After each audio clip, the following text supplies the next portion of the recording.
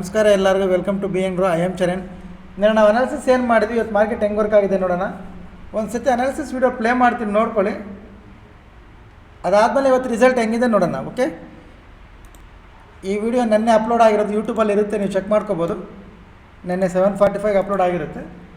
Okay, ಒಂದು ಸಲ ಕೇಳಿಸ್ಕೊಳ್ಳಿ. ಈಗ ಇದ್ರ ಹೈ ಕ್ರಾಸ್ ಆದರೆ ಬೈಯಿಂಗ್ ಪ್ಲ್ಯಾನ್ ಮಾಡಿ. ಓಕೆ, ಆರ್ ಇಂಟ್ರಾಡೇಗೆ ಮಾತ್ರ ಟ್ರೆಂಡ್ ಲೈನ್ ಆಗ್ತೀನಿ ನೋಡ್ಕೊಳ್ಳಿ. ಇದು ಇಂಟ್ರಾಡೇಗೆ ಅಷ್ಟೇ ಲೆವೆಲ್ಸ್ ವರ್ಕ್ ಆಗೋದು.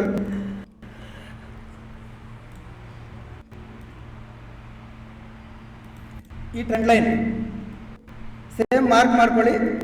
ನಾಳೆ ಮಾರ್ಕೆಟ್ ಈ ರೆಸಿಸ್ಟೆನ್ಸ್ಗೂ ಈ ಟ್ರೆಂಡ್ ಲೈನ್ಗೂ ಮಧ್ಯದಲ್ಲಿ ಓಪನ್ ಆಗಬೇಕು. ಓಪನ್ ಆದರೆ ಇದ್ರ ಲೋ ಬ್ರೇಕ್ ಆಗಿದೆ ಅಂದರೆ ಸೆಲ್ಲಿಂಗ್ ಪ್ಲಾನ್ ಮಾಡ್ಕೋಬೋದು. ಕೇಳಿಸ್ಕೊಂಡ್ರಲ್ವಾ?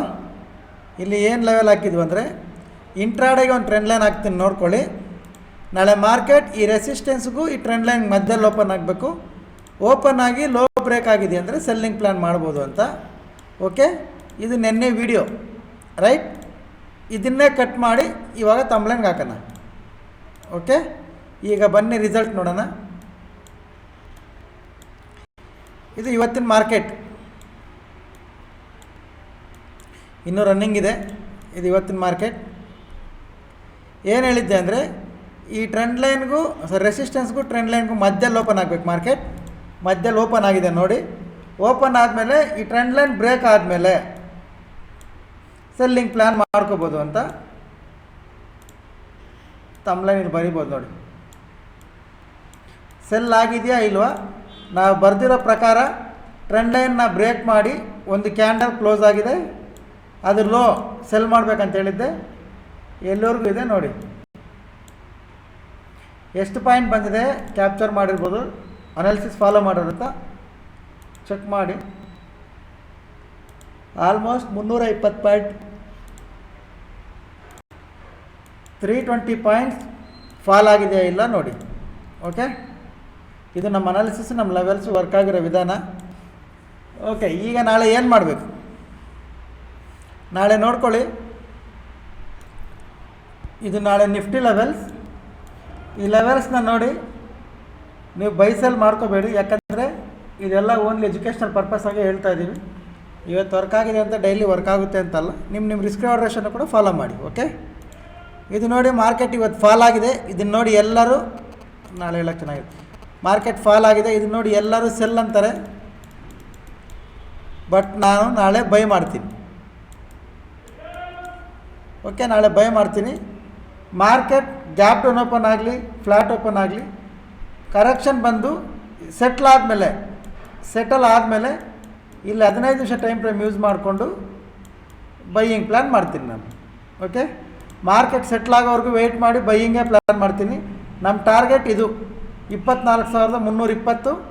ಅಂದರೆ ಇದು ಈ ಥರ ಇವತ್ತು ಬಂತಲ್ಲ ಆ ಥರ ಹೋಗುತ್ತೆ ಅಂತಲ್ಲ, ನಿಧಾನಕ್ಕೆ ಅಲ್ಲಿಗೆ ಹೋಗುತ್ತೆ. Okay, with trailing stop loss ಮಾಡ್ತಾ ಹೋಗ್ತೀವಿ. ಇಲ್ಲಿವರೆಗೂ ಟ್ರೈ ಮಾಡೋಣ. ಇದು ಮಾರ್ಕೆಟ್ ಸೆಟ್ಲ್ ಆದಮೇಲೆ ಸಪೋರ್ಟ್ ಲೆವೆಲ್ ಹತ್ರದಿಂದ 50 ಮಿನಿಟ್ಸ್ ಟೈಮ್ ಫ್ರೇಮ್ ಯೂಸ್ ಮಾಡಿ ಬೈಯಿಂಗ್ ಪ್ಲ್ಯಾನ್ ಮಾಡ್ತೀನಿ. ಇದು ನಿಫ್ಟಿ ಲೆವೆಲ್ಸ್. ಬ್ಯಾಂಕ್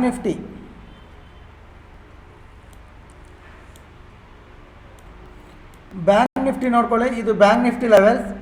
ಬ್ಯಾಂಕ್ ನಿಫ್ಟಿನೂ ಸೇಮ್ ಸೆಟ್ಲ್ ಆದಮೇಲೆ ಇಲ್ಲಿಂದ ಬೈಯಿಂಗ್ ಪ್ಲ್ಯಾನೇ ಮಾಡ್ತೀನಿ. ಓಕೆ, ಸೆಲ್ಲಿಂಗ್ ಮಾಡಲ್ಲ ಬ್ಯಾಂಕ್ ನಿಫ್ಟಿ ಈ ಸಪೋರ್ಟ್ ಬ್ರೇಕ್ ಆಗೋವರೆಗೂ. ಅದು ಗ್ಯಾಪ್ ಅಪ್ ಓಪನ್ ಆಗಲಿ ಆರ್ ಗ್ಯಾಪ್ ಡೌನ್ ಓಪನ್ ಆಗಲಿ, ಮಾರ್ಕೆಟ್ ಸೆಟ್ಲ್ ಆದಮೇಲೆ ಇಲ್ಲಿಂದ ಬೈಯಿಂಗ್ ಪ್ಲ್ಯಾನ್ ಮಾಡ್ತೀವಿ. ಇದು ಬ್ಯಾಂಕ್ ನಿಫ್ಟಿ. ಒಂದು ಸಾರ್ ಯಾರೋ ಒಬ್ಬರು ಮೆಸೇಜ್ ಮಾಡಿದ್ದಾರೆ, ಸೆನ್ಸೆಕ್ಸ್ದು ಕೂಡ ಲೆವೆಲ್ಸ್ ಹೇಳಿ ಸರ್ ಅಂತ. ಸೆನ್ಸೆಕ್ಸ್ ಲೆವೆಲ್ಸ್